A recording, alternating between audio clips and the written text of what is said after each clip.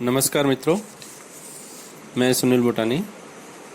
आज हम कुछ वाक्यों के अंग्रेजी से हिंदी अनुवाद करेंगे। सबसे पहला वाक्य है, the balance sheet of the company shows it's sound financial position. इनमें हम शब्द देखें, बैलेंस शीट जिसके लिए शब्द है तुलन पत्र, कंपनी के लिए कंपनी शब्द इस्तेमाल होगा, शोज अर्थात दर्शाता है या दिखाता है, साउंड फाइनेंशियल पोजीशन, साउंड मतलब यहाँ पर मजबूत से है या अच्छी स्थिति, मजबूत स्थिति, फाइनेंशियल मतलब वित्तीय, पोजीशन स्थिति। तो इसका अनुवाद होगा, कंपनी का तुलन पत्र इसकी मजबूत वित्तीय स्थिति को दर्शाता है। दूसरा है, the property is under bankers mortgage. इसका मतलब है कि जो प्रॉपर्टी है वे बैंक के पास गिरवी है। इसमें ये कहना चाहते हैं, प्रॉपर्टी के लिए यहाँ पर शब्द है संपत्ति, मोर्टगेज मतलब गिरवी। तो इसका अनुवाद होगा, यह संपत्ति बैंक के पास गिरवी है, या कह सकते हैं यह संपत्ति बैंक के पास बंधक है। सामान्य तौर पर गिरवी शब्द इस्तेमाल होता है, इसलिए हमें प्रचलित शब्दों का इस्तेमाल करते हुए अनुवाद करना चाहिए, यह संपत्ति बैंक के पास गिरवी है। तीसरा, the basic education should be made compulsory। Basic education मतलब बुनियादी शिक्षा, should be made compulsory, compulsory अर्थात अनिवार्य। तो बुनियादी शिक्षा को अनिवार्य कर देना चाहिए। Number 4, A blanket ban on tobacco advertising was imposed by the government। Blanket ban यहां पर है। ब्लैंकेट बैन मतलब पूर्ण प्रतिबंध। ब्लैंकेट बैन पूर्ण प्रतिबंध किस पर? Tobacco advertising. टबैको मतलब तंबाकू, एडवर्टाइजिंग मतलब विज्ञापन देना। was imposed, imposed के लिए वैसे शब्द होता है अधिरोपित या प्रतिबंध, बाय द गवर्नमेंट सरकार द्वारा। इसका अनुवाद होगा, सरकार द्वारा तंबाकू के विज्ञापन पर पूर्ण प्रतिबंध लगाया गया था। 5वां, actual amount of boarding and lodging charges will be reimbursed. Actual amount वास्तविक राशि, एक्चुअल के लिए वास्तविक, अमाउंट के लिए राशि, of boarding and lodging.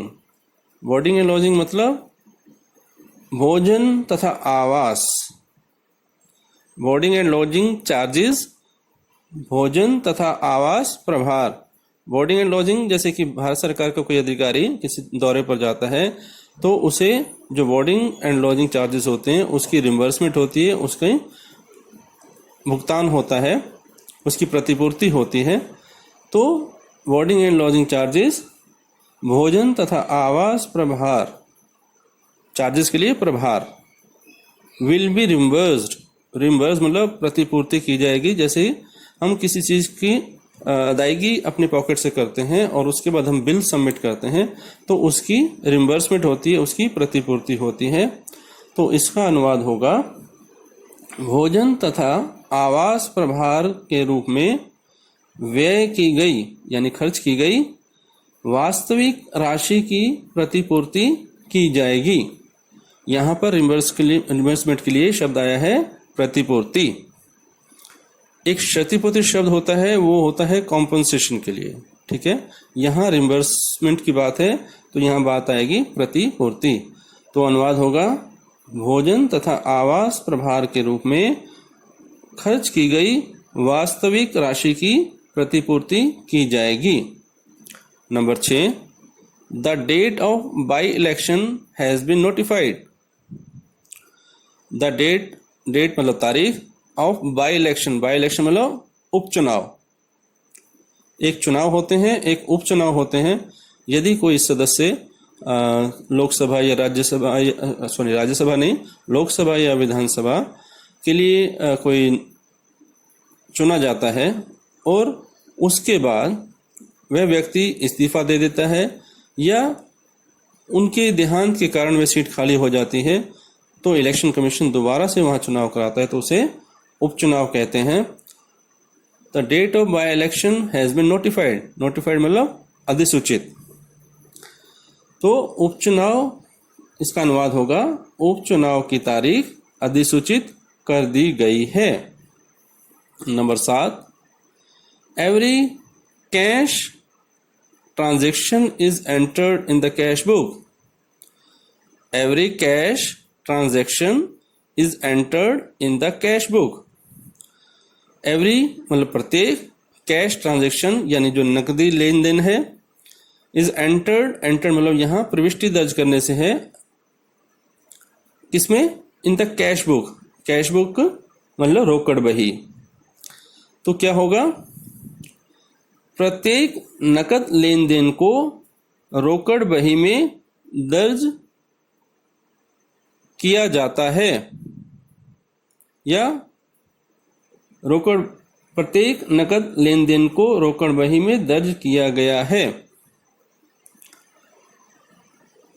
Next 8वां, only a gazetted officer can certify these documents.